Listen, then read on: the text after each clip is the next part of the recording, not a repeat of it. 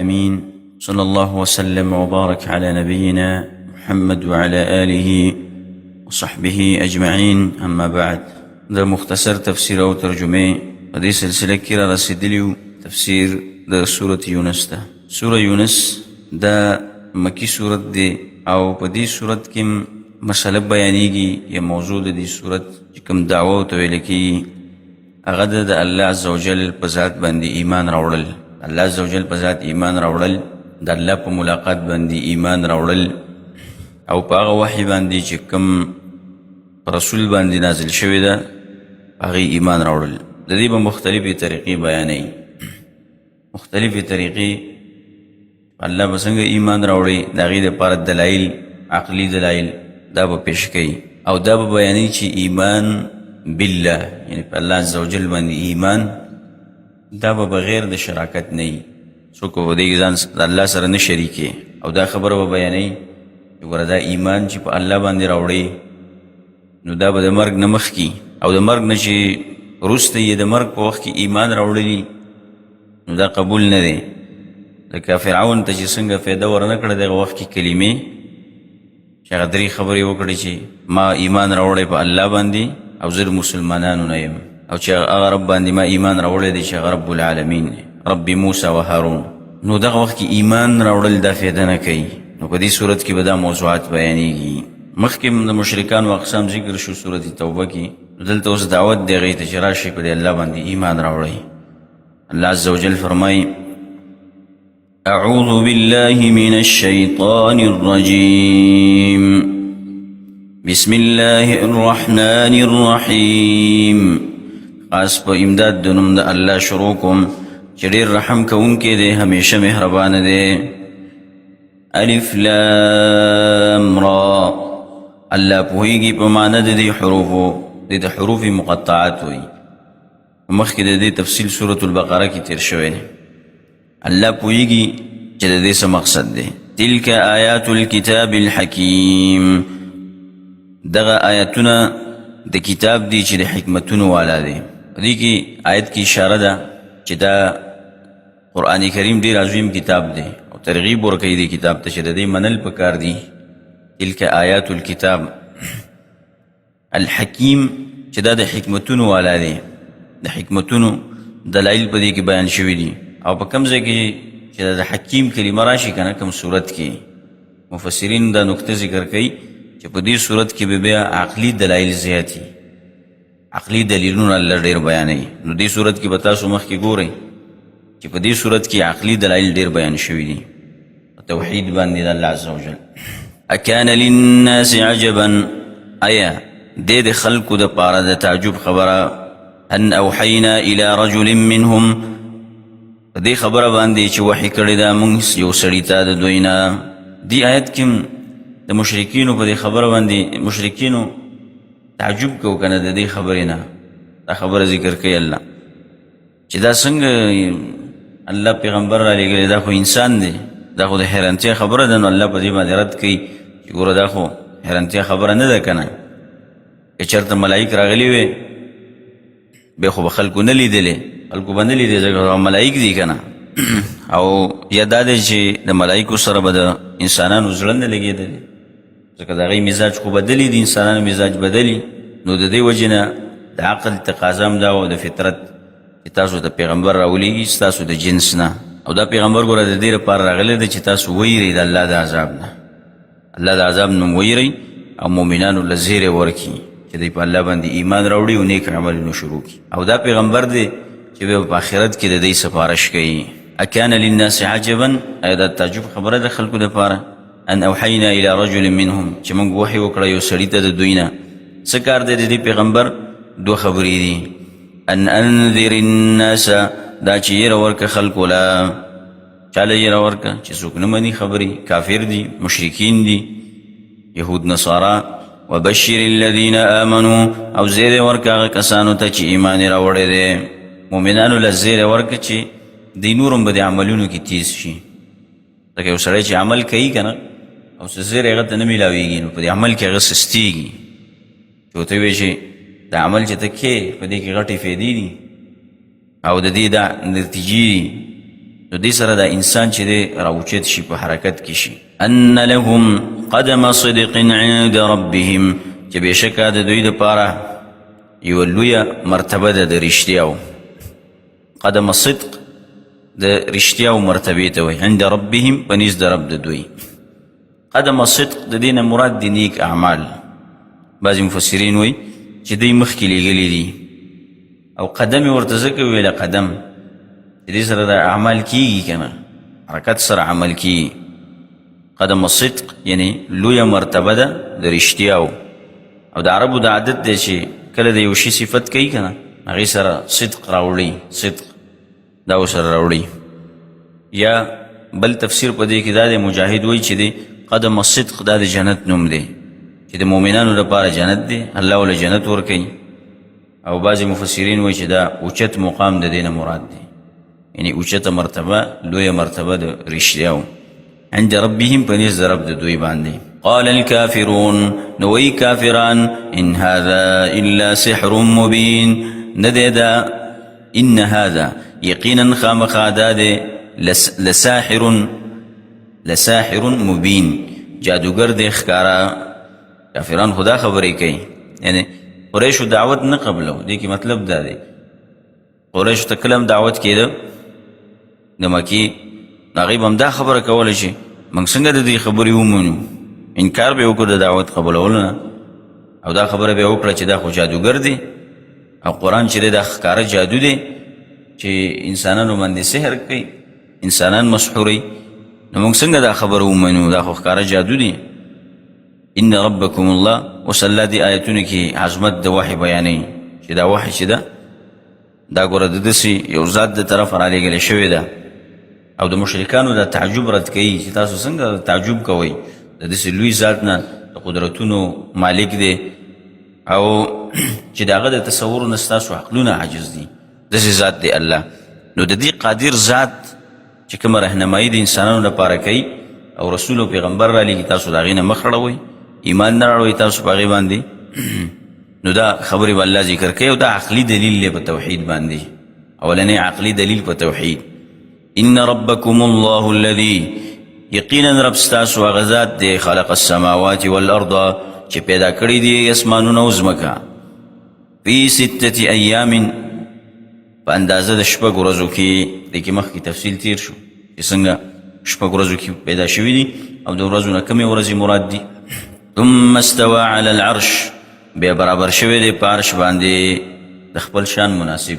استوا علی العرش دا مثلا مخکې تیره شوې ده چې الله په عرش باندې څنګه برابر شوی دی، او دا عقیده د اهل سنت والجماعت عقیده ده.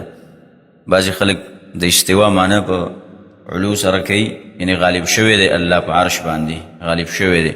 نو غالب معنی دلته غلطه ده، بعضې تفسیرونه لیکلي دي او د پښتو دا کوم تفسیرونه چې دي هغې کې هم دغه لیکلي دي، هغې دا معنی کوي چې الله غالب دی په عرش باندې، غالب په هر ځای باندې دی. خو استوا د الله په عرش باندې دا ثابته ده. قرآن حدیث چې څومره وګوري و آیتونه دي په قرآن کریم کې چې الله عز وجل په عرش باندې استوا کړې ده. یدبر الامرات، پروګرام کوي د ټولو کارونو.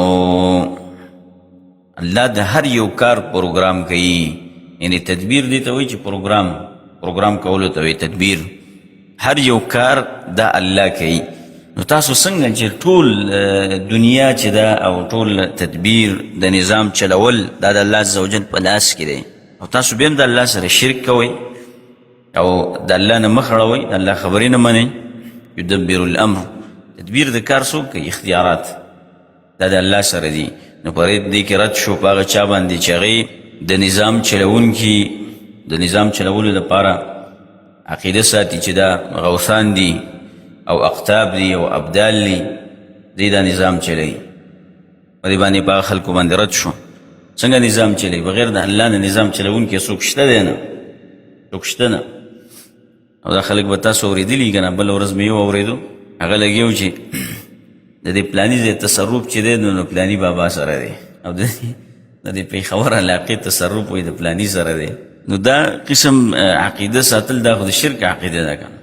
د څنګه یو مړی چې هغه د څه نه خبر نه دی او څه وس او طاقت یې نشته دی، او ته ولې دنیا تې راولې او واپس ولې تصرف په لاس کې ورکې، دا څنګه دا د عقل خبره ده؟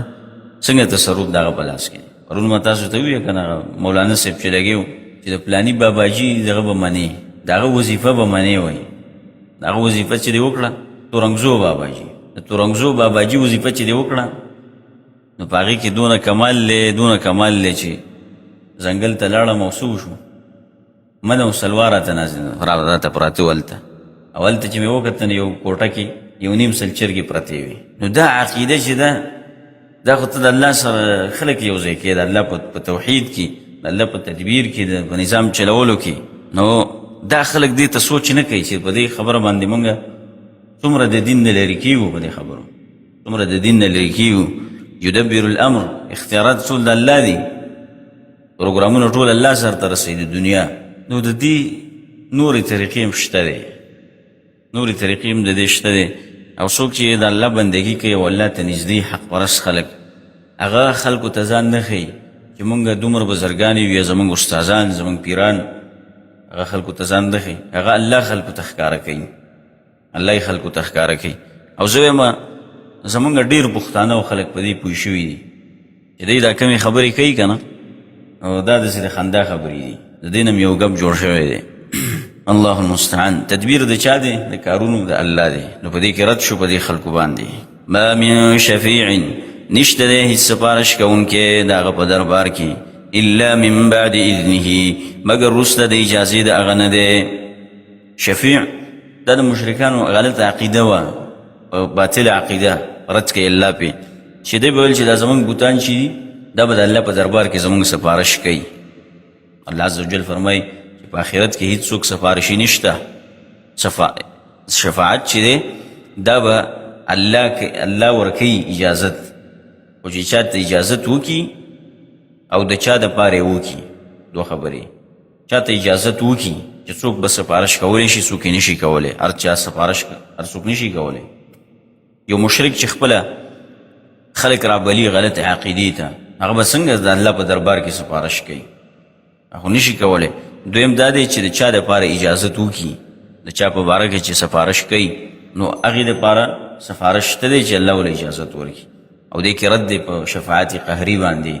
مفسرین وایي دې ته شفاعت قهري وایي، او د هغې مطلب دا دی چې د دې دا مطلب دی چې دا زمونږ محبوب دغه چې کوم دي بوتان او معبودان، دا الله ته سخت ګران دي، او د دې د وجې نه یو سړی چې چاته ګراني او هغه ورته څه خبره وکړي د چا باره کې، هغې خو رد کوي نه بیا که نه، دا یو قسم زوري، که هغې خوښه یې او که نه و یو قسم زور په هغه باندې راشي د هغه خبره ومني. والعیاذ بالله، د الله باره کې دا خبره کول دا څومره غلطه خبره ده، الله رد کوي په دې باندې.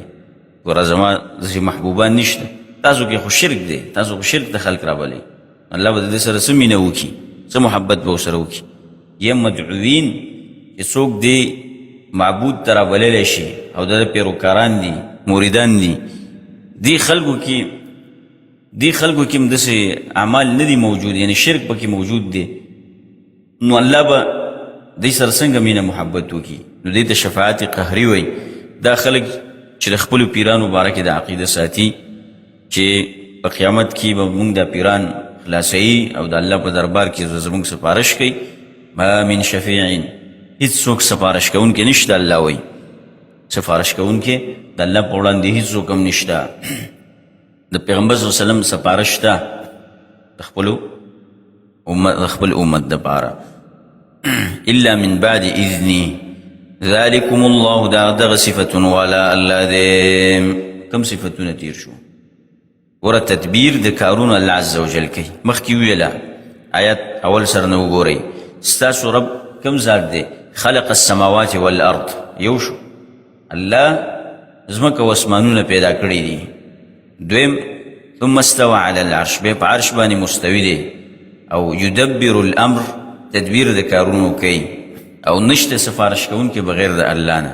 نو دا صفتونه چې کوم تیر شو د دې کارونو والا الله عز وجل دی، د دې کارونو والا الله عز وجل دی، دا صفتونه د الله دي. ربکم، چې رب دې ستاسو، فاعبدوه، عبادت خالص کوي د الله عز وجل لپاره. افلا تذکرون، نو آیا تاسو نصیحت نه اخلئ د دې خبرونه؟ ذلکم الله، یعنی د مخکې قدرتونو والا د دې څوک دی مالک؟ صرف یو الله دی. تاسو به د دقه الله بندگی کوئ. ربکم فاعبدو، دا ستاسو رب دی، بندگی به کوئ، د هغه عبادت به کوئ. دغه بېسا بوتانو چې ساګانې پکې نشته او د دې کاڼو د ونو بوټو او د مړو د قبرونو عبادت مه کوئ. الله په دې کې رد کوي شرک فی العبادت چې دې ته وایي، یعنې شرک فی العبادت چې تاسو د الله سره شریکان جوړوئ. هغه خلک چې هغه نه اوري او نه ګوري او نه نفع رسولی شي او نه ضرر رسولی شي، نقصان تاسو ته نشي رسولی، تاسو د هغې بندګي کوئ. رد شو په دې مشرکینو باندې، په دې قبرونو والا باندې، ګمبتونو والا باندې چې دی په دې قبرونو باندې دا څادرونه خواره کړي او دا جنډۍ ودرولي او بې خوا کې ورته ناست دی او منځونه کوي، دعاګانې کوي د قبر په خوا کې. نو په دې باندې رد شو چې عبادت صرف حق د الله عز وجل دی او دا توحید دی. توحید په درې قسمه دی که نه؟ توحید الالوهیه او الربوبیه والاسماء والصفات. دا درې قسم توحید دی، دا چې په انسان کې کامل نه راغلی دا سړی موحد نشي جوړېدی. توحید په ځان کې راوستل دا داسې اسانه خبره نه ده. الیه مرجعکم.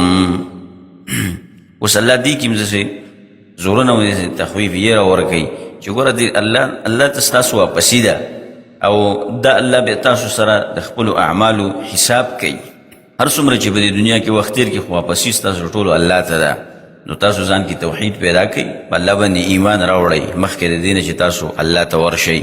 الیه مرجعکم جمیعا، خاص الله ته ورګرځېدل ستاسو د ټولو. وعد الله حقا، وعده د الله ده حقا، دا وعده الله کړې ده او حقه وعده کړې ده. انه یبدأ الخلق ثم یعیده، یقینا هغه اول پیدا کول کوي، ثم یعیده به دوباره پیدا کوي. لکه الله عز وجل اول پیدا کول کوي، انسان پیدا کی د څه نه؟ د مني د نطفې نه پیدا کی، بیا هغې له عمر ورکي، انسان ځوان شي، بوډا شي، بیا مرګ پرې راولي. کله چې قیامت راشي یعیده به یې راژوندی کي. نو ګوره دا خو د دې قدرتونو والا څوک دی؟ الله دی. نو دا مشرکان چې کوم تاسو ته د الله نه ما سوا معبودان ویوئ، دوی دا کارونه کولی شي؟ نشي کولی. نو د دې وجې نه تاسو صرف په الله باندې ایمان راوړئ. د څه وجې نه کوي الله؟ لیجزیه، دا دوباره دا واپسي دا راژوندي کېدل دا د څه دپاره دي؟ چې د مرګ نه وروسته الله انسانان راژوندي کوي دې دپاره چې دی له اعمالو بدلې ورکړي. چا نیک عمل کړی دی او چا بد عمل کړی دی. نو په انصاف سره د الله حساب کېږي، د الله د عدل تله لګي هلته ده او انسانانو ته د خپلو اعمالو سزا او جزا میلاویږي. دا د سزا او د جزا ځای دی. لیجزی الذین آمنوا، دې دپاره چې بدله ورکړي هغه کسانو ته چې ایمان یې راوړی دی. وعملوا الصالحات بالقسط، او عملونه یې کړي دي نیک په انصاف سره. والذین کفروا، کسان چې کفر یې کړی دی، دا اوس عکس بیانوي. هغه کسان چې کفر یې کړی دی، لهم شراب من حمیم، د دې دپاره څښل دي د ګرمو اوبو نه. حمیم ګرمو اوبو ته وایي. وعذاب علیم، او عذاب دی دردناک، بما كانوا يكفرون، په سبب د دې په دې وجه چې دی کفر کو په الله باندې. د عذاب دی ته هسې نه میلاویږي او دی کفر کو په الله، نو ځکه الله دی له عذاب ورکوي. یعنې هسې الله ګوره چا له عذاب نه ورکوي. الله ته په دې کې څه فایده نشته چې چا له عذاب ورکوي. هو الذي جعل الشمس، په دې کې مصلی بل دلیل بیانوي، بلکې دا دویم دلیل شو الله په توحید باندې. عقلی دلایل الله ذکر کوي. ما تاسو ته ابتدا کې وویله چې د حکیم کلمه په کوم ځای کې راشي په صورت د ابتدا کې، نو په دې کې به عقلي دلایل ډېر بیانېږي. هو الذي جعل الشمس، ګوره دې کې هم الله وایي چې تاسو الله باندې ایمان راوړئ که نه، دا دلایل تاسو ته بیانېږي چې الله هغه ذات دی چې تاسو له ډېر نعمتونه درکړي دي. ډېر نعمتونه یې درکړي دي. یو د هغې نعمت نه څه دی؟ لمر دی او سپوږمۍ ده. دا دواړه نعمتونه دي کې غټ دلایل دي که نه، او په دې کې د توحید غټ دلایل پراته دي، د الله د وحدانیت، د الله د قدرت، د الله د علم، د الله د حکمت. نو تاسو وګورئ د نور ته وګورئ، دا څومره ښایسته نور دی چې هغه پړقېږي او ځلېږي او د هغې د شعاګانو سره د ورځ روښانه وي، رڼا وي. او سپوږمۍ ته وګورئ، په آرام سره هغه شپه چې دی دی رڼا کړي، روښانه کړي. او بیا د نور دپاره 12 برجونه دي، 12 برجونه چې دا په هغې باندې ورتېرېږي. او د سپوږمۍ دپاره 28 برجونه دي، 28 منزلونه، دا منازل دي منازله، دې ته منازل وایي چې په هغې باندې دی ورتېرېږي. نو دې ته تاسو وګورئ که نه، دې نه تاسو شپه ورځ معلوموئ، دې نه تاسو تاریخ معلوموئ، میاشت کال تاسو د دې نه معلوموئ او په دې باندې تاسو حساب کوئ. دا خو الله سې بېکاره نه دي ودرولي که نه، بېکاره خو نه دي ودرولي. نو تاسو ولې د دې نه عبرت نه اخلئ؟ ای مشرکانو راشئ په دې الله عز وجل باندې ایمان راوړئ چې کوم الله دا دلایل ودرولي دي په خپل قدرت باندې. هو الذي جعل الشمس، الله غذات دی چې ګرځولی دی انوار ضیاء ډېر رڼا والا، والقمر نورا او سپوږمۍ د لږې رڼا والا، یعنی نور رڼا پکې ده، ضیاء چې هغه ډېر رڼا کوي، بیا سپوږمۍ رڼا چې د هغې په نسبت باندې لږه کمی. وقدره منازل، او مقرر کړي دي الله منازل، د هر یو دپاره منزلونه مقرر کړي دي، پړاوونه، منازل پړاوونو ته وایي، هر یو له منزل دای مقرر کړی دی الله. لتعلموا عدد السنین والحساب، د دې دپاره چې پوه شئ تاسو په شمار د کلونو، والحساب او په حساب د ورځو د میاشتو. عدد السنین د کلونو شمار تاسو ته معلوم شي، څو کاله وشو دومره کلونه وشو، والحساب څو میاشتې ورځې تېرې شوي نو تاسو ته اندازه لګي. د دې دپاره د الله ودرولي دي، فایده ده پکې که نه، فایده پکې ده. ما خلق الله ذلك، اوس د دې وجه الله بیانوي چې دا الله څنګه پیدا کړي دي دومره غټ اسمانونه، ځمکې او دغه شان ته په دې کې د انوار او سپوږمۍ عبث خو نه دي پیدا کړي. ما خلق الله، نه دي پیدا کړي الله تعالی دا ذلك دا الا بالحق، مگر په حق باندې، د حق د ښکاره کولو دپاره پیدا کړي دي چې هغه د الله توحید دی. تاسو خپل خالق وپېژنئ، خالق حقیقي مالک ستاسو څوک دی، ستاسو رب څوک دی، دا وپېژنئ پې. او مشرک دومره قمقل دی چې هغه بیا هم د دې غټو دلایلو نه عبرت نه اخلي، په الله باندې ایمان نه راوړي. یفصل الآیات، په تفصیل سره بیانوي الله آیتونه، یعنی دلیلونه الله بیانوي. آیات نه مراد دلته دلیلونه دي، او دا نښې راښکاره کوي دلیلونه په شکل د دلیل باندې. لقوم یعلمون، د هغه قوم دپاره چې پوهېږي. ان فی اختلاف اللیل والنهار، اوس الله بل یو قسم نظام راوستی دی، دم عقلي دلایل الله بیانوي چې ګورئ دا شپه ورځ یو ول پسې را روان دي، خو دومره په ښایسته تنظام چې شپه راشي ورځ لاړه شي، چې ورځ راشي نو شپه لاړه شي. د دې په منځ کې بلکل خلل نه واقع کېږي، بلکل خلل نه واقع کېږي، ناشنا نظام دی. او دې نظام ته تاسو وګورئ که نه، دا شپه کله څه شي اوږده شي، په کوم وخت کې اوږدېږي؟ د ژمي په شپو کې، په یخنۍ کې دا شپه اوږدېږي، اوږده شي، ورځ لنډه شي. او بیا د ګرمۍ په موسم کې دا شپه چې ده دا لنډه شي او دا ورځ اوږده شي. دې ته تاسو وګورئ که نه، دا څومره ناشنا نظام دی الله تیار کړی دی. او بیا دې ته وګورئ چې دا شپې تیاره کړې ده، شپه کې تیاره ده، تورتم دی پکې. اوس که د دې دپاره چې تاسو په دې کې آرام حاصل کړي، آرام وکړئ، خوب وکړئ پکې. او دا د ډاکټرانو هم دا خبره ثابته کړې ده، ډاکټران دا نصیحت هم کوي چې کله هم تاسو اوده کېږئ نو بلکل به رڼا ځان ته نه پرېږدئ، بلکل چې داسې ځای چې هغې کې توره تیاره وي پکې، رڼا پکې نه وي، نو هله به ته آرام حاصل کړي، ستا دماغ به هله په آرام شي. او که معمولي د موبایل رڼا هم لګېدلې وه، په دغه ځای کې انسان سکون نشي اخیستی، سکون نشي اخیستی. نو په دا شپه الله ګرځولې ده، تیارې ګرځولې ده دې دپاره چې تاسو پکې آرام وکئ، آرام پکې وکئ، خوب پکې وکئ، د الله عبادت وکئ. او دې ورځ ته وګوره بیا الله رڼا کړې ده. اوس که چېرته په دې دنیا کې داسې وی چې همیشه ورځ وی، بیا هم مشکله وه، آرام حاصلول ضروري و. او یا همیشه شپه وی، بیا هم مشکله وه ژوند تېرول پکې. نو الله دې حکمت ته وګورئ، څومره ناشنا طریقې سره الله دا نظام روان کړی دی د انسانانو د فایدې دپاره. نو دې کې ستاسو فایده ده که نه؟ ان فی اختلاف اللیل والنهار، ان فی اختلاف اللیل والنهار، یقینا په اختلاف د شپې او د ورځې کې.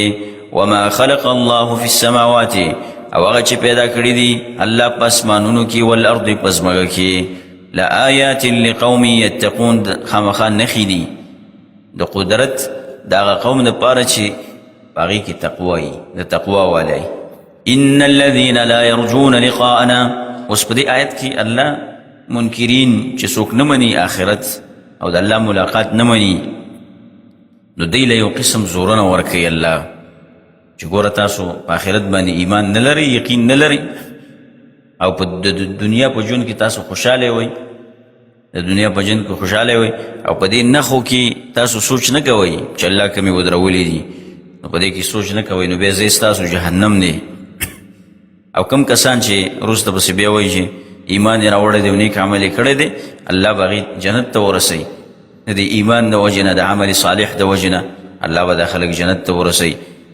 نو بیا په دې کې په جنت کې د دې یو بل سره محاوره به څنګه محاوره به د دې څنګه نو هغه خبرې الله بیانوي په دې را روان آیتونو کې د هغې طریقه د سلام کلام او بیا یو بل سره مخامخ شي څه یو بل ته سلامونه اچوي او کله چې مجلس د دې ختم شي نو بیا وایي الحمدلله رب العالمین نو داسې ذات دا د عبادت مستحق دی که نه دی تاسو ولې د الله بندګي نه کوئ ان الذین یقینا هغه کسان لا یرجون لقاءنا چې امید نه لري د ملاقات زمونږ لا یرجون یو په دې معنی راځي رجاء چې دی عقیده نه لري په ملاقات زمونږ عقیده نه لري په ملاقات زمونږ یعنی په آخرت باندې د عقیده نشته او دا راجح تفسیر دی په دې کې چې د دې عقیده په الله باندې نشته چې الله سره به میلاو شي یا امید نه ساتي امید په معنی هم راځي لقاءنا زمونږ د ملاقات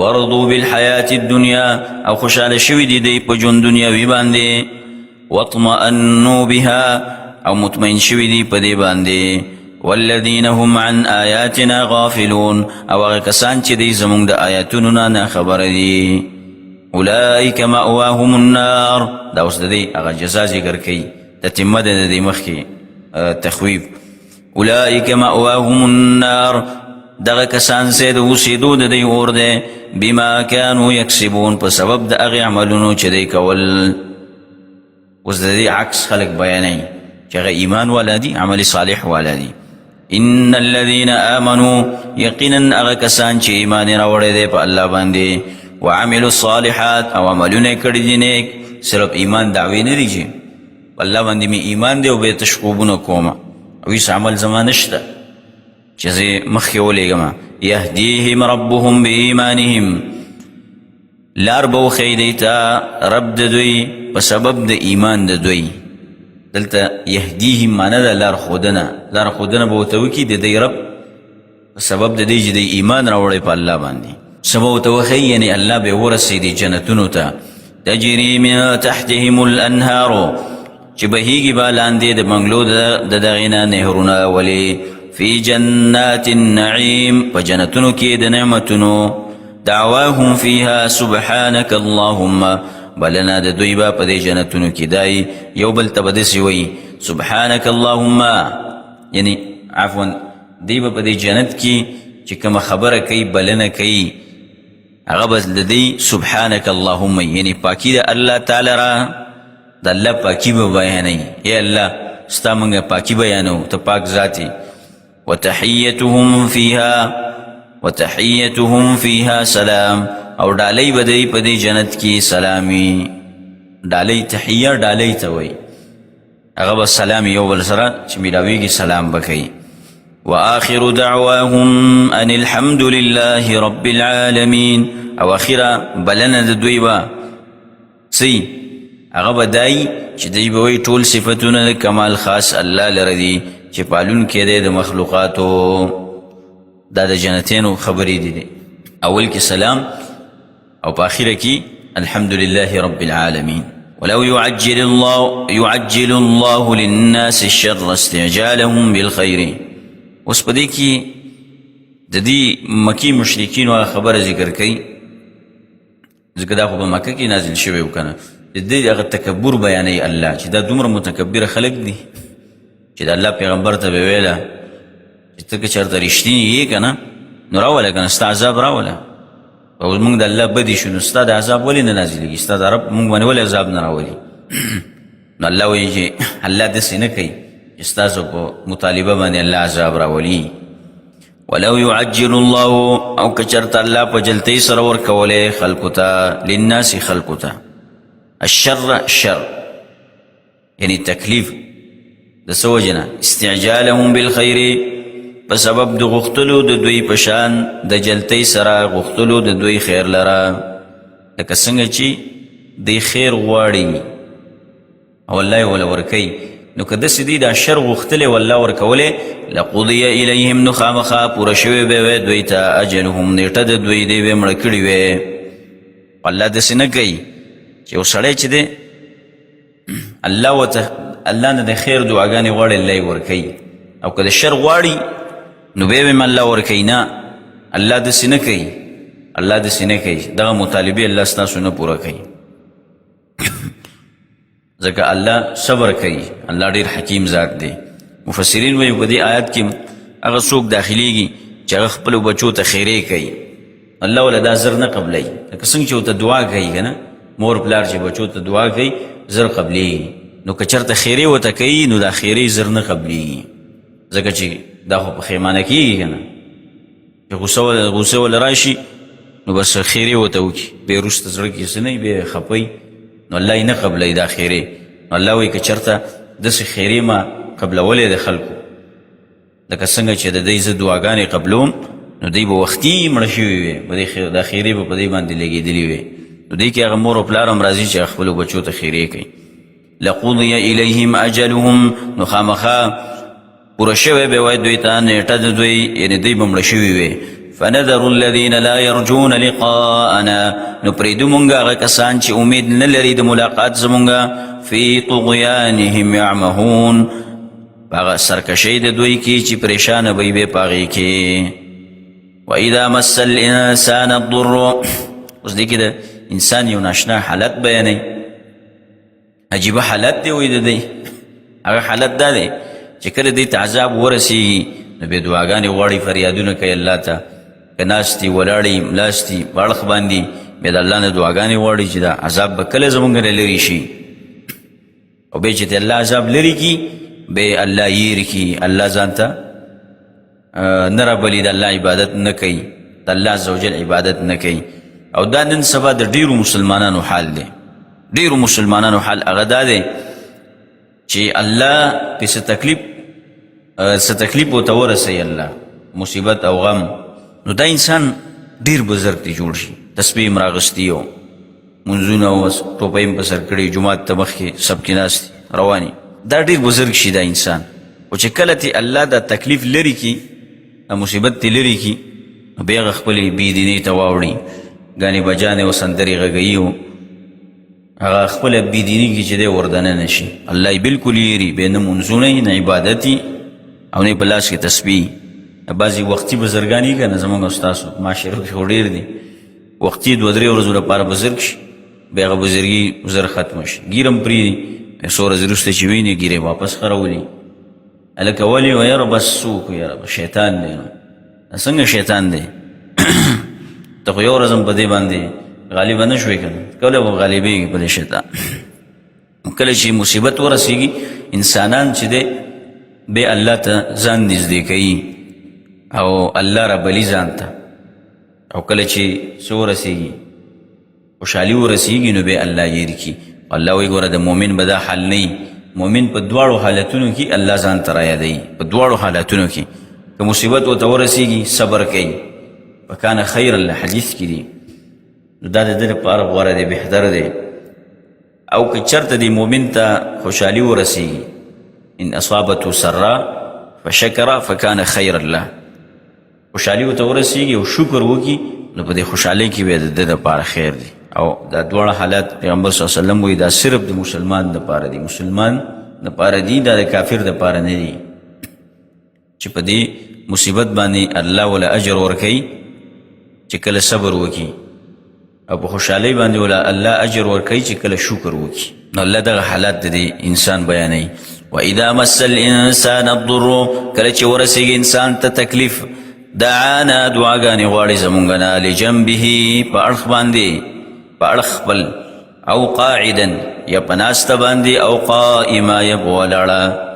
فلما کشفنا عنه ضره نو هر کله چې لرې کو موږ د هغه نه تکلیف د هغه مره نو دی روان شي په څه کې په غفلت کې مره په معنی د استمر سره دی واپس به روان شي کأن لم يدعونا الى ضر مسا گویا کې نه دی رابللی د مونږ لره الى ضر هغه تکلیف ته مسه چې رسېدلی و دته كذلك زين للمسرفين همدغه شان ته ښایسته کړی شوی دی مسرفانو ته زیاتې کوونکو ته مسرف زیاتې کوونکی او دلته تی مراد مشرک دی مشرکانو ته الله ښایسته کړی دی ما كانوا يعملون هغه عملونه چې دی کوي ځکه چې مشرک مسرف دی که نه زیاتې کوونکی دی دا وګوره څومره دلایل بیانېږي او بیا هم الله باندې ایمان نه راوړي نو دی مسرف شو ولقد اهلكنا القرون الله اوس دلته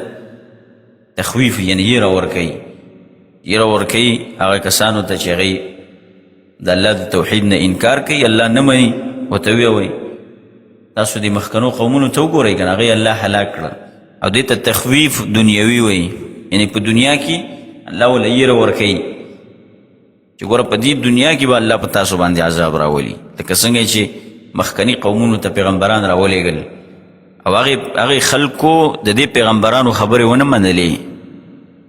منلې نو الله هغې له سزا ورکړه راوینیول نو ګوره الله به تاسو هم دقسې هلاک کړي دې ته اقوام مکذبه وایي مفسرین اقوام مکذبه چې هغې پیغمبران دروغجن ګڼلي دي د الله کتابونه یې دروغجن ګڼلي دي او د الله خبرې نه دي منلي نو دې سره تخویف ورکوي دې ته تخویف دنیوي چې تاسو د خپل شرک او د کفر نه راوګرځئ ولقد اهلكنا القرون او یقینا هلاک کړي دي مونږه قومونو لرا پیړو لرا قرون قرن پیړۍ ته وایي من قبلكم مخکې ستاسونه لما ظلموا کله چې هغوی ظلم وکړو وجاءتهم رسلهم بالبینات او راغلي وو هغوی ته پیغمبران د هغوی په ښکاره دلیلونو سره وما كانوا ليؤمنوا او نو دوی چې ایمان یې راوړی وی كذلك نجزي القوم المجرمين او دغسې بدله ورکوو مونږ هغه قوم مجرمانو ته هغه خلک چې هغه مجرمان دي الله وی په هر وخت کې هم دقه یو ذات دی بدلیږي نه الله دقسې مجرمان چې په هر وخت کې الله ورته بدله ورکوي سزا ورکوي والله یې رانیسي ثم جعلناكم خلائف في الارض بیا وګرځولې مونږ تاسو لره نایبان په ځمکه کې من بعدهم وروسته د هغوی نه دا خطاب دی چاته هغه عربو مشرکانو ته دی چې د پیغمبر صلی الله علیه وسلم په زمانه کې موجود و چې ګوره تاسو د تیر شوي زمانې خلکو نه عبرت واخلئ دا خو تاسو باندې یو امتحان منګه کوو او دا یو امتحان دی د الله د طرف نه یو بل امتحان دی چې تاسو مې په ځمکه کې وسولئ د هغې نه وروسته زه مې دله درکړې خلائف نایبانو ته وایي یو مخکې لاړ شي وروسته پسې بل راشي دې ته خلیفه وایي نائب فی الارض په ځمکه کې نو تاسو هغه قومونه ستاسو مخکې چې تیر شو او د هغې نه وروسته تاسو رالی نو ګوره دا بل امتحان دی په تاسو باندې چې الله به تاسو سره څنګه معامله کوي څنګه معامله به تاسو سره کوي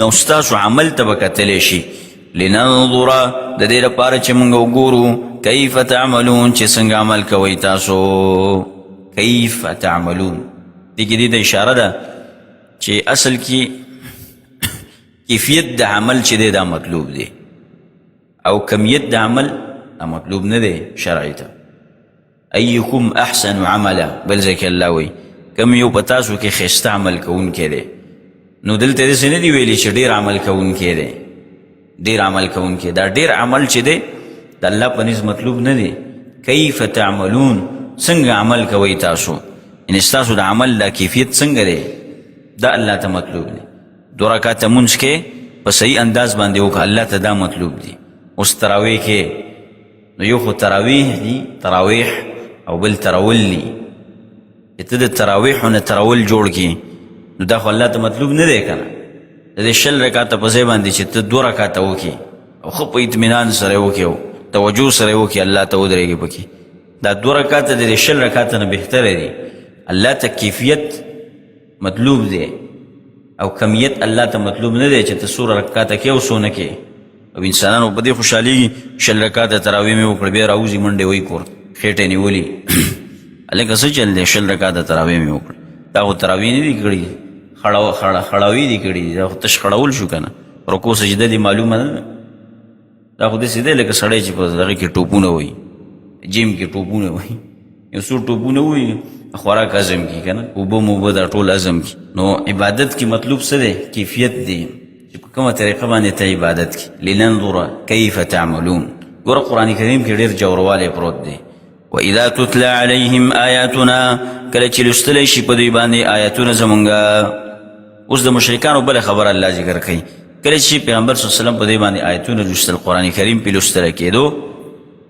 نو په دې قرآن کریم کې خو د توحید اثبات وکنه د الله عز وجل توحید اثبات او په دې مشرکینو باندې ردو د شرک په ټولو انواع او اقسامو باندې ردو نو د آخرت نه د منکرینو خلکو به دا خبره کوله چې دا قرآن دا خبرې موږ تا سره منو او د دې قرآن کریم نه علاوه بل کتاب راوړه څه راوړه بل کتاب راوړه نو موږ به ستا سره دا خبرې ومنو نو په جواب کې ورته دی څه وایي چې دا زما کار نه دی چې زه بل کتاب راوړم بلکې زه هغه خبرې بیانوم چې کوم د الله عز وجل د طرف نه ماته په هغې باندې حکم کېږي او وحي کېږي زه د الله پیغام رسوونکی یم نه دا یم چې زه د الله د طرف نه وحي نازل کم دا کار زما نه دی زما کار صرف پیغام رسول دی خلکو ته وَإِذَا تُتْلَى عَلَيْهِمْ آیاتنا بَيِّنَاتٍ او کله چې لوستلی شي په دوی باندې آیاتونه زمونږ ښکاره تتلا په دې کې اشاره ده چې قرآن کریم هغه کتاب دی چې لوستلی کېږي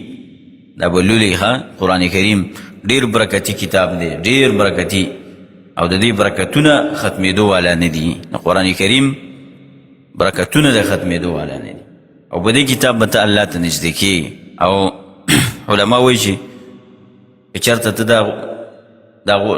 دا ځان ته اندازه لګې چې د الله ما سره څومره مینه محبت دی نو ته وګوره چې ستا څومره محبت دی د قرآن سره چې ستا څومره مینه محبت دی د قرآن سره نو دومره مینه ده د الله عز وجل تا سره نو قرآن کریم ډېر ناشنا کتاب دی تتلى علیهم آیاتنا بینات قال الذين نوي أغكسان لا يرجون لقاءنا جومد نساتي لا يرجون لقاءنا ائت بقرآن غير هذا أو بدله نديوي أغكسان ويج أميد نلري دا ملاقات زمونغنا راولا يو قرآن غير هذا غير ددينا أو بدله يي بدلك دو خبري يدا قرآن بالكل لريك دا كتاب دا سرنا مونغ سر منونو بل راولا او بدله یه بده کې تبدیلی وکا یعنی دا بعضی خبرې چې دي دا په مونږ ښه نه لګي دا ترې لرې کا هله به در سره ومنو بعضې خلک وایي که نه زه اسلام منم دین منم خو دا بعضې خبرې پکې نه منم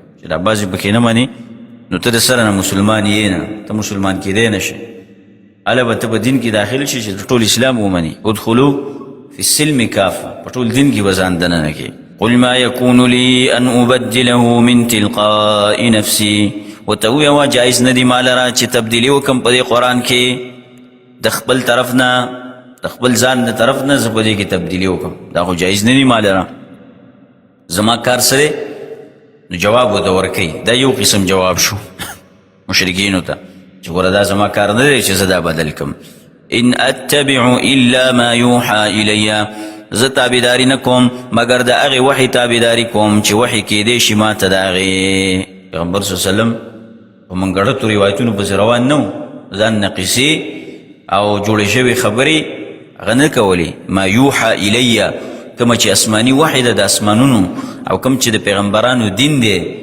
او پاک صفا دین دی د الله د طرف نه چې کوم راغلی دی هغه وحي پسې زه روان یم انی اخاف یقینا زه یریږم ان عصیت ربی که زه نافرماني وکم د خپل رب عصیان دلته وی یعنی زه دا خبرې څه کم بدلې کما خبرې بدلې کم او دا قرآن کریم که زه بدل کم دې ته عصیان وی زما د رب عصیان وکم نافرماني وکم او زه دا قرآن کریم بدل کم او ستاسو خبره ومنم عذاب یوم عظیم عذاب د ورځې لوینا زه خو د الله د عذاب نه یریږم د دې د وجې نه زه دا کار نشم کولی قل لو شاء الله قل ورته ووایه لو شاء الله که چېرته غوښتلی وی الله ما تلوته علیکم نو نه به یې لوستلی ما ده قرآن په تاسو باندې به دا قرآن ما لوستلی نه وی. اوس وایي چې دا قرآن نازلېده دم د الله د طرف نه په تاسو باندې یو لوی احسان دی که نه، چې الله په تاسو باندې دا احسان کړی دی. نو که الله غوښتلی خو دا قرآن کریم به ما په تاسو باندې نه وی نازل کړی. دا بل قسم جواب شو. مخکې یو جواب وکړو که نه، دا دویم قسم جواب شو. نو که چېرته الله غوښتلی نو ما به دا قرآن کریم په تاسو نه وی بیان کړی او نه به الله تاسو په دې کتاب باندې پویه کړي وی. د پیدایش نه واخله تر قیامته پورې ما به په تاسو کې په تاسو باندې دا قرآن نه وی لوستلی او نه به پې الله پویه کړي وي په ټول ژوند کې. نو وګورئ تاسو قل لو شاء الله ورته ویوه که چېرته غوښتی وی الله ما تلوته علیکم نه وی لوستلی دا قرآن کریم ما په تاسو باندې ولا ادراکم به او نه به وی الله پویه کړي خبر در کړی وی تاسو ته الله په دې باندې نه به پویه کړي وي. فقد لبثتم فيكم عمرا من قبله نو یقینا وخت تیر کړی دی ما په تاسو کې ډېر عمر مخکې د دې کتاب نه. افلا تعقلون نو تاسو عقل نه لرئ. لبثت فيكم عمرا یعنی تاسو کې ما وخت تیر کړی دی. څومره وخت تیر کړی؟ پیغمبر صلی الله علیه وسلم چې کله دته وحی کېده د دې عمر څومره و؟ 40 کاله عمر و. نو ګوره لبثت فيكم عمرا من قبله یو مطلب دی کې دا دی چې ګوره زه 40 کاله ما تاسو کې مخکې تیر کړي دي د نبوت نه مخکې چې واخلې که نه. نو په دې 40 کاله کې چېرته ما خیانت کړی دی تاسو لیدلی یم زه یا ما چېرته دروغ خبره کړې ده چې تاسو ته نه مې ده کړې تاسو زه تجربه کړی یم که چې دې 40 کاله کې مې درته نه ده کړې خو اوس یم درته نه کوم که نه. لبثت فيكم عمرا من قبله مخکې مې تاسو کې وخت تیر کړی دی. نو اوس ګوره زه د الله پیغمبر یم ځکه درته وایم او رښتینی پیغمبر یم نو تاسو څه وکئ زما دا خبرې ومنئ. نو دا ښکاره دلیلونه شو د دې. او بل دا ده چې دا قرآن کریم دا ما د ځان نه جوړ کړی نه دی. زه تاسو کې اوسېږم کوم ځای کې مې جوړ کړو دا قرآن کریم د چا نه مې وویې قرآن. افلا تعقلون د عقل نه کار نه اخلي. نو دې کې اوس الله زورونه ورکوي دې مشرکانو له دې آیات کې چې دا ډېر دروغجن دي چې دوی په الله باندې دروغ تړي. مشرک سړی دا دروغجن انسان دی ځکه چې دی خو په الله دروغ تړي که نه. یو بل کس راولېږي د الله سره یو مړی یو بوت شریک کړي وایي د الله مونږ ته ویلي نو دا دروغجن انسان دی که نه او ظالم هم دی. فمن اظلمو نو څوک دی لوی ظالم ممن افترا علی الله کذبا د هغه چا نه چې جوړوي په الله باندې دروغ په الله باندې دروغ جوړوي د دې نه بل ظالم شته یعنی بالکل د دې نه بل ظالم شته دی نه د دې مشرک نه. او کذب بآیاته دروغجن ګڼي آیتونه د انه لا يفلح المجرمون یقینا دغه شان دا دی چې نه کامیابیږي مجرمان خلک الله یې نه کامیابوي. ویعبدون من دون الله دې کې مزدل زورونه ورکوي دی قبر پرستو لا بت پرستو لا چې د الله نه ما سوا د بل چا عبادت کوي چې نفع نقصان ورته نشي رسولی. الله دې له زورونه ورکوي چې تاسو څنګه د الله نه ما سوا د بل چا عبادت بندګي کوئ. دې ته شرک فی العبادت وایي. شرک فی العبادت یعنی په عبادت کې شرک کول بل چا دپاره نظرونه کول سجدې لګول د قبرونو په خوا کې تلاوتونه کول او دقه شانته غیر الله ته مدد شویل باباګانو ته مدد شویل او غوث زما فلان غوث او اقطاب او ابدال دا شریکول د الله سره او دقه شانته د مصیبت په وخت کې عبدالقادر جیلانی ته چغیوال او پلانی بابا را ورسېږو شلګزی بابا ته راله دا کار وکړو. دا قسم خبرې دا شرک فی العبادت دی. د الله سره شرک کول دي الله سره خلق شریکول دي. نو دې باندې الله رد کوي چې ګوره دا خلق د الله سره شریک نه دي. نو دا مشرکان چې کوم شرک کوي دی د الله نه ما سوا د نورو معبودانو سره شرک کوي او بیا دا خبرې هم کوي چې دا خو الله مونږ ته ویلي دي چې تاسو د دې عبادت کوئ او په دې باندې ما ته ځان را نږدې کوئ او دوی به ستاسو سفارش کوي. مشرک نه چې تپوس وکړي ولې دلته ناست دی د قبر په خوا کې او د دې زیارت په خوا کې منجور شوی وایي دا خو د الله نیک بندګانو صحیح دی چې نیک بندګانو نو ته څه کوې دلته خو ته هم نیک شه که نه ته څه الله والی چې ته نه نیک کېږي که نه او خو نیک بنده خو ستا څه حال دی مونږ ستا خبره کوو هغه خبره خو نه کوه، الله ته رسېدلی دی. نو دوی به زر ووایي چې دا خو بزرګان و موږ خو ګناهګاران خلک یو، او دوی به د الله په وړاندې زموږ سفارش کوي، دوی به د الله په وړاندې زموږ سفارش کوي. نو الله داسې قسم عقیده باندې رد کوي چې تاسو د ځان نه جوړ کړي دي، دا خبرې هم د ځان نه جوړې کړي دي چې دوی به د الله په وړاندې زموږ سفارش کوي. نو الله خو دا نه دي ویلي تاسو ته چې دوی به ستاسو سفارش کوي مونږ ته، او نه دوی ته ویلي دي چې تاسو به د دې خلکو سفارش کوئ.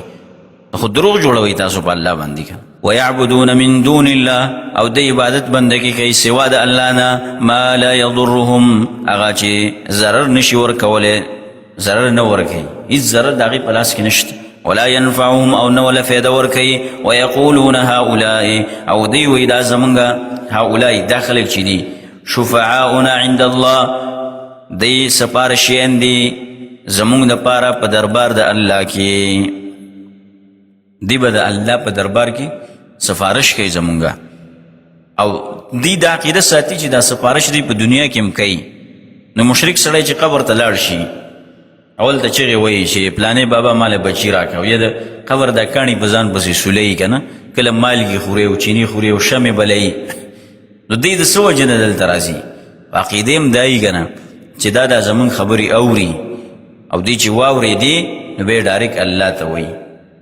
الله وایي الله په دې عقیده باندې رد کوي چې دا خو تاسو ته نقصان او ضرر نشي رسولی، بلکې دا اوري نه، یو څه اوري نه. یو سړی دی چې هغه اوري نه او ته ورته چغې وې، نو هغه به ستا خبره څنګه بل ته ورسوي؟ هغه خپله نه اوري، بل ته به یې څنګه ورسوي؟ په خپله خبرې نشي کولی، نو څنګه به دا خبره رسوي؟ الله په دې باندې رد کوي چې داسې قسم شفاعت دا نشته دی، او دا خلک ستاسو سفارش نشي کولی. شفعاؤنا عند الله قل اتنبئون الله. اوس الله دا خبره کوي، ای مشرکانو، ای قبر پرستو، بت پرستو، تاسو چې وایئ چې دا قبرونو والا او دا خلک زمونږ د الله په نسبت باندې سفارش کوي، او دا د الله نیکان خلک د ځان سره نیولي دي، ځکه د یو قسم درجه هم ولته ورکوي که نه. الله خو څوک هم ځان سره نه دی نیولی چې ته د خلکو سفارش وکړې.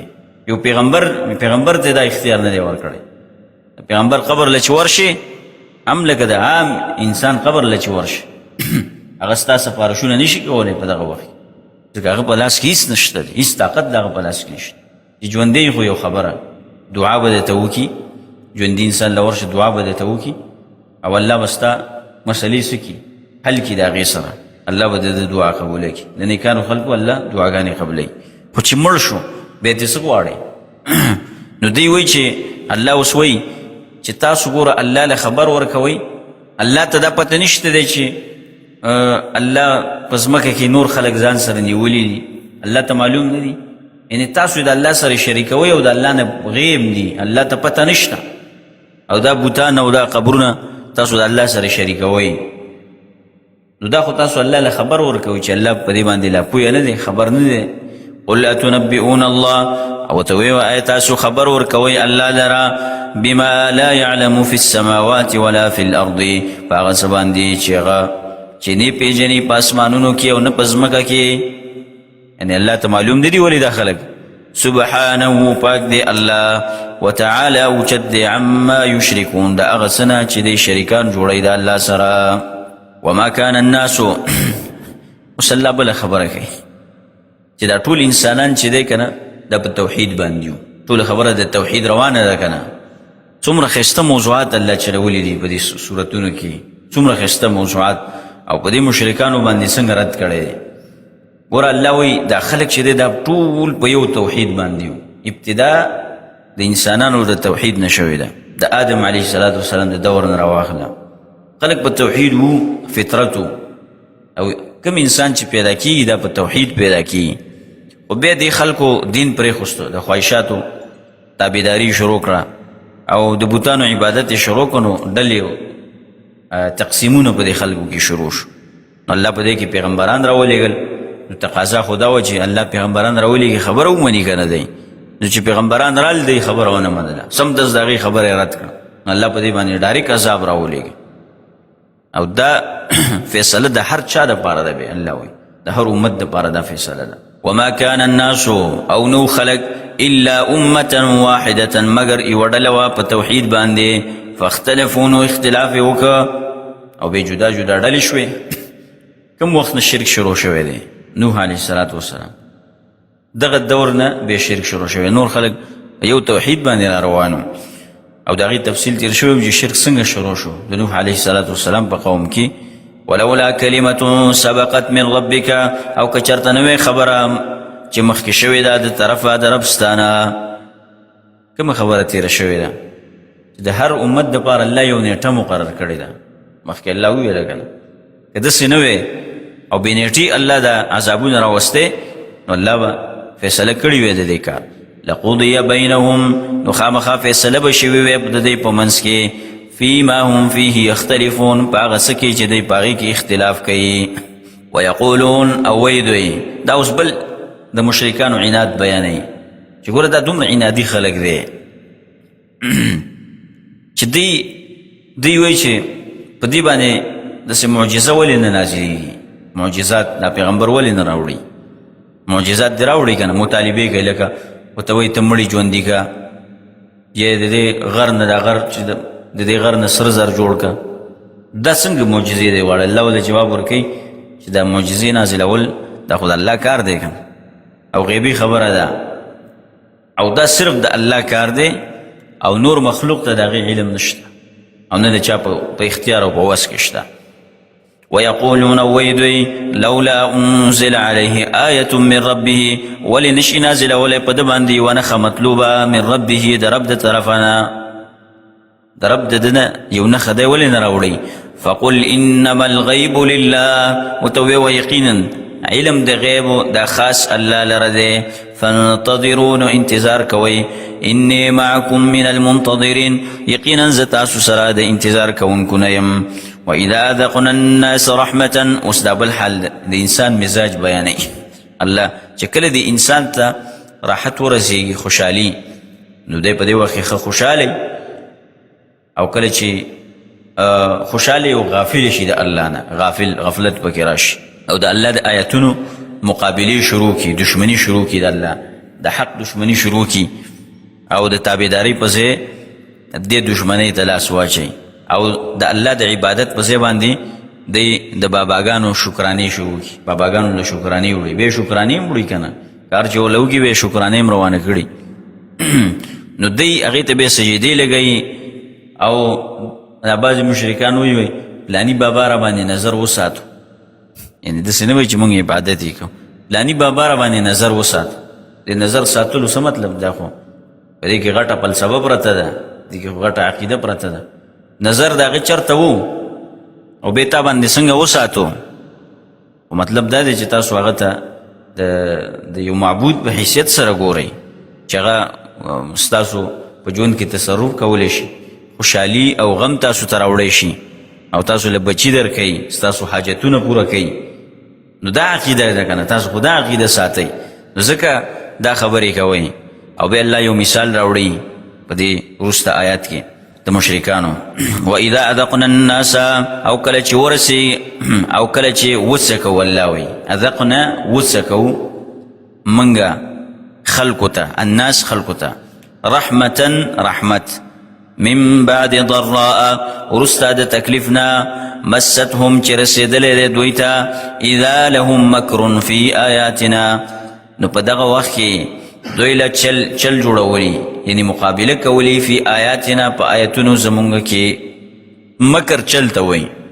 بې چلونه جوړوي زمونږ په آیتونو کې او تکلیف ورته ورسېږي بې چلونه جوړوي مقابله کوي قل الله اسرع مکرا ورته وویه الله چې دی په جلتۍ سره جوړوي تدبیر لره جلتۍ سره جوړوي اسرع مکرا جلتۍ سره جوړوي تدبیر او اسرع دا د الله صفت دی په جلتۍ سره تدبیر جوړونکی خو عجلت د الله په صفت کې نشته قل ان رسولنا یقینا استازي زمونږ پیغمبران نه استازي زمونږ عفوا ملائک دلته مراد دي زمونږ استازي چې دی رسولنا یکتبون لیکي ما تمکرون هغه څه چې تاسو چلونه جوړوئ دا خبره په دې دلیل شوه چې لیکونکي ملائک شته چې هغه اعمال لیکي زمونږ استازو هر یو عمل کې دی لیکي یکتبون ما تمکرون چې تاسو چلونه جوړوئ. هو الذي يسيركم في البر والبحر الله هغه ذات دی چې روانوي تاسو لره په وچه کې او په دریاب کې. دا یو مثال الله عز وجل بیانوي. الله هغه ذات دی چې تاسو له روانوي او ستاسو د پاره د روانولو لارې اساني کړي دي. تاسو وګورئ که نه په دې دریاب کې تاسو وګورئ دا کشتۍ رواني په دریاب کې لانچونه رواني الله آسان کړي دي که نه د خلکو لپاره. نو دا کشتۍ چې دا خلک پکې ناست دي الله وایي او په دې کشتۍ باندې تیزه هوا راغلی باد راغی نو دې خلکو اوازونه شروع کړه الله ته یا الله خلاصم که یا الله خلاصم یا الله بچم. الله چې کله بچ کی او وچې ترې راوباسي نو بیا یې څه وایي هغه پلاني بابا خلاص کړو وایي پلاني معبود خلاص کړو د دې مصیبت. دا څومره غلطه خبره ده. یو سړی دی بیمار دی سخت بیمار دی او د الله نه دعا غواړي الله ولا دعا قبول کړي چې قبول کړي به یې هغه پلاني بابا له تللی وم بس ښه کړم نظر یې را باندې وسات. دا شرک دی که نه تاسو د الله سره کوئ. یو سړی دی هغه بچي نه کېږي او الله نه دعاګانې کوي الله ولا بچي ورکړي نو به یې وایي پلاني بابا له تللی وم که نه هغې راله بچي راکړه. نو داسې قسم شرک تاسو الله وایي تاسو د الله سره کوئ. الله هغه ذات دی چې تاسو یې روان کړي وئ او رواني تاسو لره په وچه کې او په دریاب کې. حتی اذا کنتم فی الفلک کله چې تاسو یې په کشتۍ کې وجرین بهم بریح طیبة او رواني دا کشتۍ په دوی باندې په هوا مزیدار سره. دا التفات دی د مخاطب نه غایب ته. جرین مخکې ویله کنتم فی الفلک تاسو په کشتۍ کې وئ او بیا دلته وئ دا رواني وجرین بهم رواني دا کشتیانې بهم په دوی باندې بریح طیبه په هوا مزیداره کې یعنې ښایسته هوا لګي وې په دې وخت کې چې دا کشتۍ رړقوي راړقوي نه. وفرحوا بها او خوشحاله دوی په دغې سره. جاءتها ریح عاصف نو راشي په دغه وخت کې هوا تیزه عاصف تیزه هوا ته وایي. وجاءهم الموج او راشي دوی ته چپی موج د دریاب چپو ته وایي. من کل مکان د هر طرف نه. وظنوا انهم احیط بهم او ګمان وکړي دی چې ګیره واچولی شوه د دوی نه. احیط بهم ګیره واچولی شوه د دوی نه. دعوا الله نو دی دعاګانې غواړي د الله نه. مخلصین له الدین خالص کوونکي د الله لپاره د بلنې او د چغې دلته تقدیر دی او دی به وایي لئن انجیتنا که چېرته تا مونږ بچ کړو من هذه د دې مصیبت نه لنکونن من الشاکرین نو خامخا شو به مونږ د شکر کوونکو نه. فلما انجاهم الله وایي هر کله چې بچ کی الله دوی لره انجاهم الله بچ کی د دې عذاب نه. خلاصون کې څوک دی صرف یو الله دی. اذا هم یبغون فی الارض نو په دغه وخت کې به دی ظلم کوي بغي کوي په ځمکه کې. یبغون فی الارض په ځمکه کې فساد کوي او بغي کوي او بغي څه ده د دی یعنې شرک کوي د الله سره. بغیر الحق په ناحق سره د الله سره نور خلق شریکان کوي په دې خبره کې. یا ایها الناس اے خلقو انما بغیکم علی انفسکم یقینا تاوان د ظلم په ځانونو ستاسو دی. متاع الحیات الدنیا فیدې واخلی فیدې د ژوند د دنیا. متاع دا منصوب دی مفسرین وایي یعنی تمتعوا متاع الحیات فیدې واخلی فیدې د ژوند د دنیا. ثم الینا مرجعکم بیا به خاص مونږ ته راګرځېدل ستاسو وي. فننبئکم بما کنتم تعملون نو موږ به خبر درکو تاسو لره په هغه عملونو چې تاسو یې کوئ. انما مثل الحیات الدنیا الله اوس یو مثال راوړي د دنیا. الله دې ته وایي چې دا دومره شی نه دی ګوره دا ډېره کمه ده د الله په وړاندې او دا زر ختمېدونکې ده. لکه څنګه چې یو تازه بوټی که نه ګلانې تازه ګل ته راوړئ او هغه ورو ورو مړه ویشي او اخر ختم شي په وچېدو شي به خلک ګزار کړي هغه تازګي د هغې ختم شي ډول د هغې ختم شي. نو دقسې دا دنیا هم د ګوره عارضي رونق او یو چمک په دې دنیا کې شته چې په کتو سره دې ته ته ګورې که نه نو خوند کوي. الدنیا حلوة خضره دنیا خوږم ده او خیستم ده شنه ده که نه خیسته ده. ګوره دا دنیا چې ده دا دومره شی نه دی، ځکه په دې دنیا پسې وروسته مرګ را روان دی چې مړ شي خو دنیا نه لاړې که نه. او داسې د ځوانۍ مثال هم دی، سړی ځواني په طاقت کې او ښایسته ښکاري، ځوان انسان سور سپین ښکاري، بیا په آرام آرام سره دا انسان کمزوری شي بوډاوالی را شي، مخې ګونجي شي او بس لاړ شي، بوډا شي، ګیره سپینه شي. نو دغسې دا دنیا هم ده. ګوره تاسو ولې د دې نه عبرت نه اخلئ؟ د دې نه عبرت واخلئ که نه. انما مثل الحیات الدنیا، کافر څه وایي؟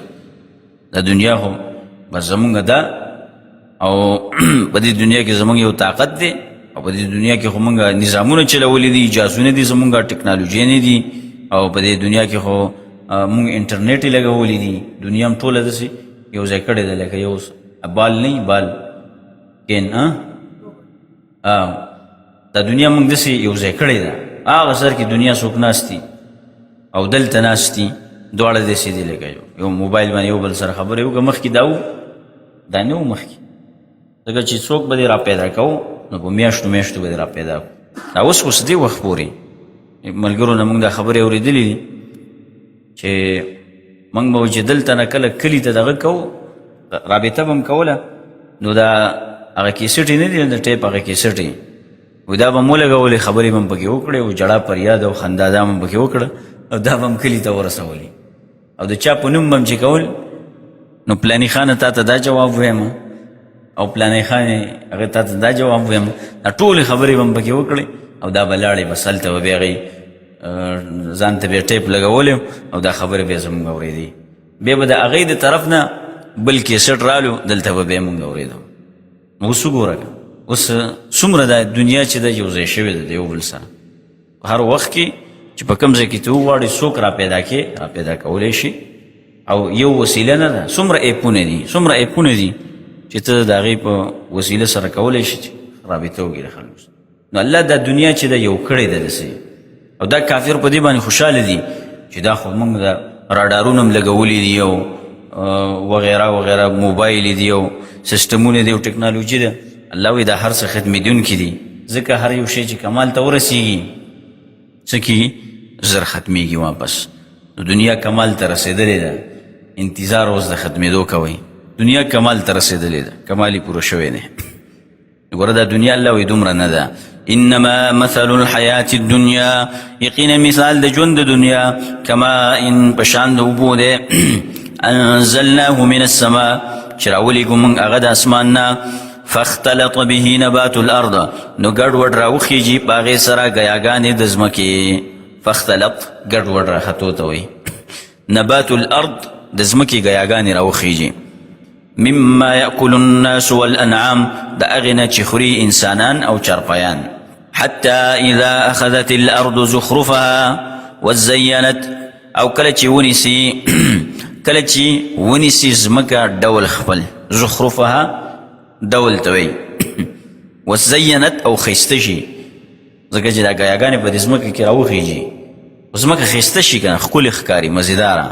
وظن اهلها، او ګمان وکړي اوسېدونکي د هغې، انهم قادرون علیها، چې یقینا دوی قادر دي په دې باندې. اتاها امرنا، نو راشي دوی ته حکم د عذاب زمونږه، لیلا د شپې او نهارا یې د ورځې. فجعلناها، نو وګرځو موږ دې لره حصیدا لو کړی شوي، حصید ریبل شوي، بلکل صفا، لکه خلک لو وږي که نه لو، نو بلکل دا ځمکه څه شي؟ اواره شي، او یې صفا بلکل صفا شي، ریبل شوي لو کړی شوي، حصید دې ته وایي. عذاب چې راشي نو بلکل هغه آثار ختم کړي. کأن لم تغن بالامس، گویا کې نو اوسېدلې دا ځمکه بالامس پرونه، د پرون ورځ. عذاب چې راشي داسې نه ښکاري چې دلته څوک اوسېدلي دي. كذلك نفصل الآيات، همدغه شانته موږ تفصیل سره بیانو آیاتونه، لقوم يتفکرون، دغه قوم د پاره چې فکر کوي. والله يدعو الى دار السلام، الله اوس ترغیب ورکوي خلکو ته چې الله هغه ذات دی چې تاسو خو جنت طرف ته رابلي که نه، جنت ته م رابلي. څه طرف ته م رابلي؟ جنت ته. نو تاسو ولې نه راځئ؟ د الله هدایت کې څه شر دی ستاسو لپاره چې تاسو د الله بندگی نه کوئ. والله يدعو او الله رب لی بندگان خپل الى دار السلام کور د سلامتیا ته چې هغه جنت دی. بعض مفسرین وی سلام دا د الله نوم دی، یعنی خپل طرف ته مراولي، خپل توحید ته. ويهدي من يشاء او هدایت کوي الله چاله چې وغواړي الى صراط مستقیم هغه لارې برابرې ته. للذین د پاره د هغه کسانو احسنو چې نیکي کړې د الحسنه، دا اوس زیری دی د خلکو لپاره چې څوک عمل ښایسته کړی نو د هغې دپاره ښایسته بدلي دی الله وایي. او د دې ځای نه وروسته الله دوه ډلو ته خلک تقسیموي. یوه ډله څه هغه خلک چې هغې د الله توحید ومنه، الله توحید یې قبول کړه، د الله دعوت یې قبول کړه، او د دنیا د خواهشاتو نه د مزو نه ځان جدا کړه او د الله رضا یې مقصد وګرځوله. داسې عبادت یې وکړه لکه دی چې الله ته ګوري. احسنو احسان عبادت مطلب دا دی چې داسې عبادت وکړي چې ته الله ته ګوري. نو دا مخلص مؤمنان دي، الله ورسره خپله وعده رښتینې کړې ده چې هغه د دیدار وعده ده چې الله به ورسره ملاقات وکړي. للذین دپاره د هغه کسانو احسنوا الحسنى وزیاده چې ښایسته عمل یې کړی دی، ښایسته بدله ده د هغې دپاره او زیاتي نعمت دی. الله بوله بدلی هم ورکړي چې هغه حسنه جنت دی، وزیاده او زیاتی چې کوم نعمت دی نو مفسرین وایي هغه د الله دیدار دی، الله به ورسره ملاقات وکړي او خپل ځان به ورته وښیي. ولا يرحق الحسنه یې د دې نه مراد د نیکۍ بدله ده. بعضې مفسرین داسې وایي، خو دا مخکې تفسیر چې ما ذکر کړو دا راجح تفسیر دی. او بل تفسیر په دې کې دا دی الحسنه نه مراد چې یوه نیکي بدله وله الله په څو ورکوي؟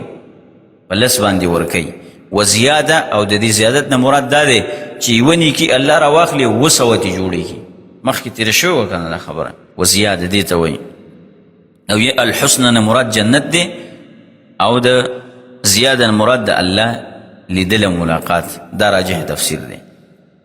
ولا يرحق وجوههم قتر ولا ذله او نه به پټوي، یعنی د پاسه به نه راځي. ولا يرحق پټوي به نه، یعنی د پاسه به نه راځي. وجوههم مخونه د دوی لره قتر خړوالی ولا ذله او نه ذلت. اولئک اصحاب الجنه دا کسان د جنت والا دي، هم فیها خالدون دی به په دې جنت کې همیشه وي. والذین کسبوا السیئات اوس هغه عکس خلک بیانوي. دوه ډلې، یوه ډله اوس دا ده، یوه ډلې ذکر شو، دویمه ډله دا ده. والذین هغه کسان کسبوا السیئات چې کړي دي بدیانې جزاء سیئة بمثلها نو بدله د بدۍ په شان د هغې ده. دم د الله یو کرم دی که نه چې ګناه وکړي همقمره سزا درکوي چې څونه ستا ګناه ده، ډېره نه درکوي. وترحقهم ذله او وبرسي یعنی د پاسه به راځي په دوی باندې ذلت. ما لهم من الله من عاصم نو نبی د دې لپاره د الله نه هیڅوک بچ کوونکی. کانما اغشیت وجوههم گویا کې چې پټ کړی شوي دي مخونه د دوی قطعا من اللیل مظلما په ټوکړو د شپه کې مظلما چې تیارې والی. اولئک اصحاب النار دا کسان د اور والا دي، هم فیها خالدون دی به په دې اور کې همیشه وي. ویوم نحشرهم جمیعا دې سره وقفه وکړو، انشاءالله د وقفې نه وروسته به دا پوره کړو. هذا وصل اللهم على نبينا محمد وعلى آله وصحبه أجمعين.